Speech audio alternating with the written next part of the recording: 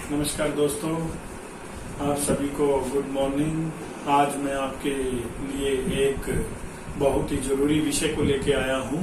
आज हमारा चर्चा का विषय रहेगा क्लाइमेट चेंज, जलवायु परिवर्तन। यह विषय प्रत्येक जो कॉम्पिटिटिव एग्जाम है, प्रतियोगिता परीक्षाएं हैं, उनके लिए जरूरी माना जाता है। यह विषय बीए से लेकर स्कूल शिक्षा से लेकर मास्टर डिग्री तक के स्टूडेंट्स के सिलेबस में होता है और एक आम व्यक्ति से लेकर उच्च प्रशासनिक अधिकारी या किसी किसान से लेकर और वैज्ञानिक तक सभी लोग इस टॉपिक के बारे में परिचित होना चाहते हैं। तो आज हम डिस्कस करने जा रहे हैं क्लाइमेट चेंज। जैसा कि आपको पता है, पर्यावरण के विभिन्न भौतिक कारकों की तरह जलवायु भी एक स्थिर कारक न होकर निरंतर परिवर्तनशील कारक है। हम यह कह सकते हैं, जब से पृथ्वी बनी, पृथ्वी लगभग 4 अरब 60 करोड़ साल पहले अस्तित्व में आई, तब से लेकर वर्तमान समय तक पृथ्वी के ऊपर जलवायु परिवर्तन हो रहा है। अर्थात हम कहें, पृथ्वी विभिन्न प्रकार के पीरियड से गुजरी है। कभी तो पृथ्वी पे उष्ण जलवायु आई, कभी पृथ्वी पे शीत जलवायु आ गई, कभी पृथ्वी पे आइस एज आ गई। तो इस तरह से पृथ्वी के ऊपर लगातार परिवर्तन हो रहे हैं। और लगभग हम कहें कुछ दशक पहले ये जो क्लाइमेट चेंज टॉपिक है, ये केवल शैक्षिक महत्व का टॉपिक माना जाता था, परंतु पिछले लगभग 30 वर्षों से, 30-40 सालों से यह टॉपिक रिसर्च के साथ साथ एक अभिरुचि का विषय भी बनता जा रहा है। लगातार इस पर अनुसंधान हो रहे हैं, क्योंकि जलवायु मनुष्य के साथ साथ विभिन्न पशु पक्षी वनस्पति कृषि सबको प्रभावित करती है। अर्थात हम कहें, मनुष्य का निवास स्थान, मनुष्य के विभिन्न क्रियाकलाप भी जलवायु से नियंत्रित होते हैं। परंतु अब सबसे बड़ा सवाल ये खड़ा होता है कि जलवायु में निरंतर परिवर्तन हो रहे हैं। अब हम देखेंगे कि जलवायु परिवर्तन होता क्या है। जलवायु परिवर्तन से अभिप्राय मौसम के विभिन्न जो तत्व हैं, उनमें लंबे समय के दौरान आने वाले परिवर्तन से है। यदि हम बात करें कि आईपीसीसी के according, IPCC international panel on climate change, जिसका फुल फॉर्म बहुत बार पूछ लिया जाता है एब्स्टेट और नेट के पेपर में, international panel on climate change ने 31 साल वर्ष कम से कम निर्धारित किए हैं। 31 ईयर्स का पीरियड निर्धारित किया है। उन्होंने कहा है, किसी भी प्रदेश के अंदर जब 31 साल तक मौसम के जो विभिन्न तत्व हैं, चाहे तापमान हो, चाहे वर्षा हो, चाहे अन्य कारक हो, उनमें जब परिवर्तन आता है 31 ईयर्स के बाद में, तो वो क्लाइमेट चेंज की तरफ इशारा करता है। हम यह भी कह सकते हैं साधारण भाषा में कि क्लाइमेट चेंज कोई अल्पकालिक गतिविधि नहीं है, यह एक दीर्घकालिक गतिविधि है। ये नहीं है कि हम जिस प्रदेश में रहते हैं, जैसे हम भारत में रहते हैं, भारत में 2020 में क्या तापमान है और 2021 में बड़ा सरप्राइजिंग चेंज होगा, ऐसा नहीं होता। इसमें बहुत धीमी गति से परिवर्तन नोटिस किए जाते हैं और दीर्घकाल की अवधि में होते हैं। कम से कम भी हाफ सेंचुरीज के लिए रिक्वायर्ड होती है। 50 साल के अंदर इसमें परिवर्तन देखने को मिलता है। तो क्लाइमेट चेंज में क्या होगा, जो मौसम के विभिन्न तत्व हैं, भौतिक तत्व हैं, उनके अंदर जब निरंतर धीमी गति से परिवर्तन होता है, विभिन्न एक्सटर्नल और इंटरनल कारकों के कारण, विभिन्न अंतर्जात और बहिर्जात कारकों के कारण, तो वो जलवायु परिवर्तन कहलाता है। क्लाइमेट चेंज को यदि हम जानना चाहते हैं, क्लाइमेट चेंज का अध्ययन करना चाहते हैं, तो हमें पास्ट क्लाइमेट के बारे में जानना भी जरूरी है। जैसे अब 2020 है, 2020 से पहले 1 सदी पहले, 2 सदी पहले, 50 सदी पहले या ईसा पूर्व पृथ्वी किस वशीभूत में थी, किस अवस्था में थी, और आज पृथ्वी के ऊपर कितना परिवर्तन आ रहा है। तो पास्ट क्लाइमेट के बारे में हम देखेंगे, climate change during past climate. Past climate में हम कह सकते हैं कि हमारे पास जो इंस्ट्रूमेंटल रिकॉर्ड हैं, वो केवल 100 साल के अवेलेबल हैं। 100 साल से पहले की जो हमारे पास एविडेंस हैं, वो इनडायरेक्ट एविडेंस हैं, जो जिसको हम प्राप्त कर सकते हैं ओशनोग्राफी से, जूलॉजी से, ज्योमोर्फोलॉजी से, मेट्रोलॉजी से और भी बहुत सब्जेक्ट से। जैसे हम कहें कि ओशनोग्राफी में ओशियंस के डिपॉजिट को शामिल कर सकते हैं कि ओशियन पे जो डिपॉजिट हुआ वो कितने साल पहले हुआ। वैज्ञानिक उसका अध्ययन करके, अनुसंधान करके उसके एज के बारे में पता लगाते हैं। और ये भी पता लगाते हैं कि जिस समय पे वो ओशियन फ्लोर डिपॉजिट हुआ, महासागरों में निक्षेप हुए विभिन्न प्रकार के जैविक और अजैविक वो किस तापमान पे और किस प्रकार के जलवायु पे हुए। इसी तरह से हम जूलॉजी में भी जान सकते हैं कि जो समुद्रों के अंदर जीव जमा हुए हैं या विभिन्न जो पृथ्वी पे पीरियड रहे हैं उसमें जीव पृथ्वी के नीचे दब गए, जो अब हड़प्पा सभ्यता में बाहर निकल के आ रहे हैं, घर निकल के आ रहे हैं और अन्य पदार्थ निकल के आ रहे हैं, जिससे पता लग रहा है कि ये कोई जीव का शरीर है, ये इतने साल पहले इस मिट्टी में दबा होगा। तो ज्योमोर्फोलॉजी में भी बहुत सारे निक्षेप हमें पता लग रहे हैं कि ज्योमोर्फोलॉजी में भूआकृति विज्ञान में किस किस प्रकार के निक्षेप से हमें पास्ट क्लाइमेट के बारे में पता लग रहा है, मेट्रोलॉजी से भी पता लग रहा है। तो ये सभी के सभी इनडायरेक्ट एविडेंसेज हैं, क्योंकि डायरेक्ट जो एविडेंसेज है या इंस्ट्रूमेंटल रिकॉर्ड है वो केवल 100 साल के हमारे पास अवेलेबल हैं, जिनके आधार पर हम पास्ट क्लाइमेट के बारे में जान सकते हैं।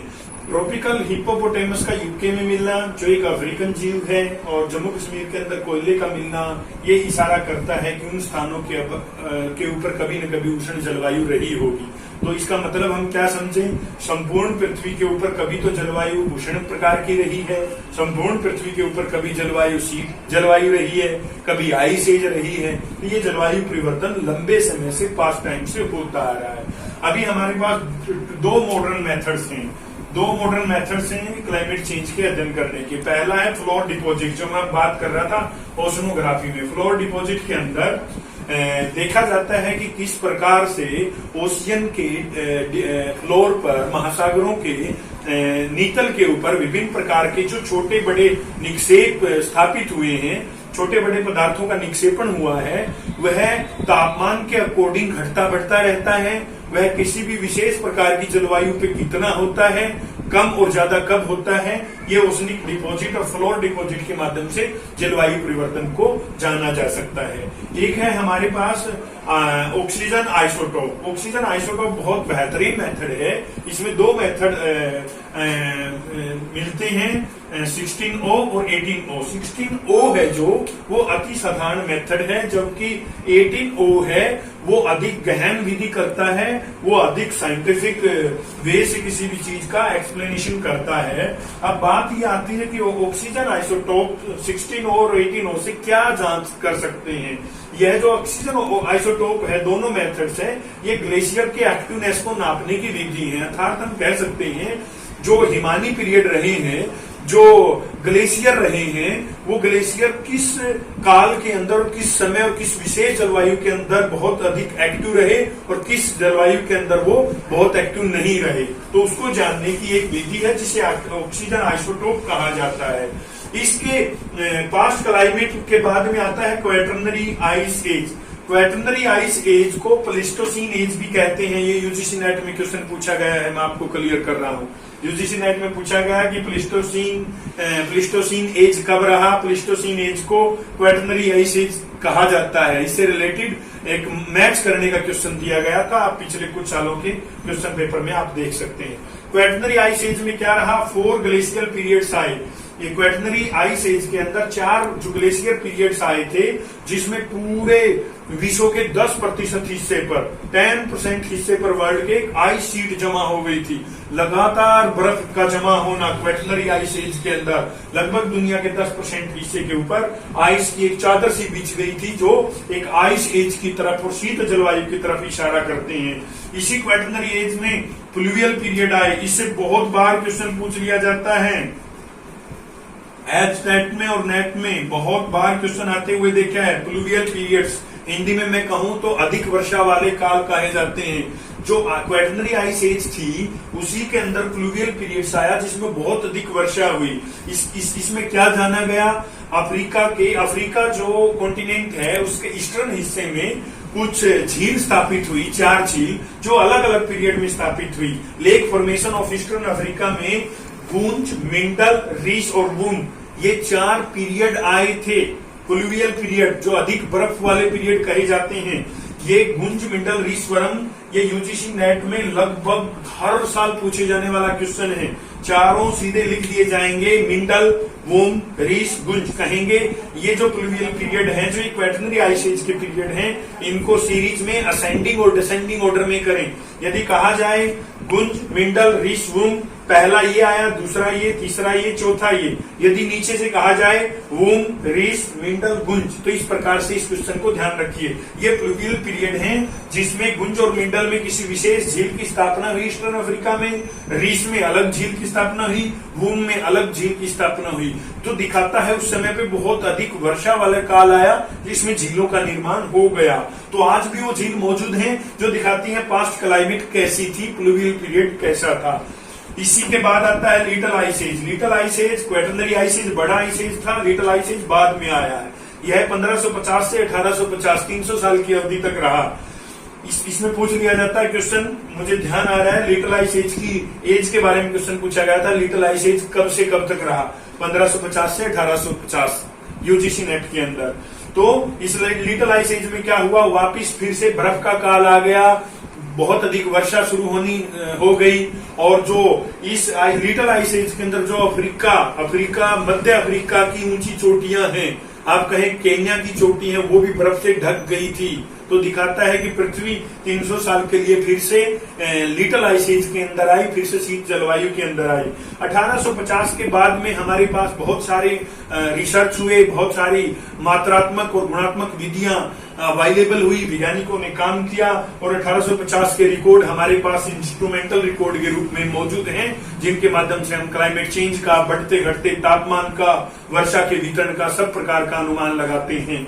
तो ये एक बड़ा सा विशाल इंट्रोडक्शन मैंने आपको बताया है कि किस प्रकार क्लाइमेट चेंज पास्ट क्लाइमेट से लेकर वर्तमान समय में 1850 से 2020 तक किन किन प्रकार के हमारे पास रिकॉर्ड मौजूद हैं, जिनके माध्यम से हम कह सकते हैं कि हाँ क्लाइमेट चेंज प्राचीन काल में कुछ थी, आज क्लाइमेट कुछ है। यह 200 से 300 साल के पीरियड में भी बदल सकती है, यह 1000 सालों के पीरियड के बाद भी चेंज हो जाती है। तो कुछ हमने जीवों का उदाहरण लिया, हिप्पोपोटेमस बहुत फेमस एग्जाम्पल हमने दिया, JNK के अंदर कोल का मिलना हमें एग्जाम्पल दिया, जो इशारा करता है कि उस समय जब कोल डिपॉजिट हुआ, जब हिप्पोपोटेमस का बॉडी वहां पे डिपॉजिट हुआ, तब उस समय उस प्रकार की वहां जलवायु थी। तो ये था क्लाइमेट चेंज के बारे में बड़ा इंट्रोडक्शन। आप बड़े ध्यान से देखें, इसी इंट्रोडक्शन से 2-3 क्वेश्चन बन जाते हैं, अक्सर पेपर में आ जाते हैं। अब हम देखते हैं कि जो क्लाइमेट चेंज है, लगातार तापमान का बढ़ना है, वर्षा के वितरण की असमानता है, लगातार कहीं पे फ्लड का आना, कहीं पे ड्रोट का आना, विभिन्न प्रकार के भौतिक जो डिजास्टर बढ़ते जा रहे हैं, वो क्लाइमेट चेंज की तरफ इशारा कर रहे हैं। अब बात आती है कि क्लाइमेट चेंज के इम्पैक्ट्स क्या होंगे, what are the different impacts of climate change, चाहे रियल इम्पैक्ट हो, चाहे आने वाले भविष्य, निकट भविष्य में प्रोबेबल इम्पैक्ट हो। अब हम उनकी चर्चा करेंगे। अभी हम देखते हैं क्लाइमेट चेंज के क्या क्या इम्पैक्ट हैं, क्लाइमेट चेंज किस प्रकार की इम्पैक्ट डाला है। इम्पैक्ट के अंदर हम कहें कुछ तो हमारे पास रियल एविडेंसेस हैं, कुछ रियल एविडेंसेस हैं, कुछ हम प्रोबेबल बात कर रहे हैं कि प्रोबेबल आने वाले कुछ सालों के अंदर क्या क्या हमें असर दिखाई देंगे। अब इन असरों में देखिए, अब इन इम्पैक्ट में क्या क्या रहेगा। Glacier melting on rapid rate, जैसा आपको पता है क्लाइमेट चेंज के कारण लगातार तापमान में वृद्धि हो रही है पिछले एक शताब्दी से ज्यादा कर। तो उससे क्या हो रहा है, ग्लेशियर जो मेल्टिंग हो रही है, कहाँ पे, जो अंटार्कटिका है,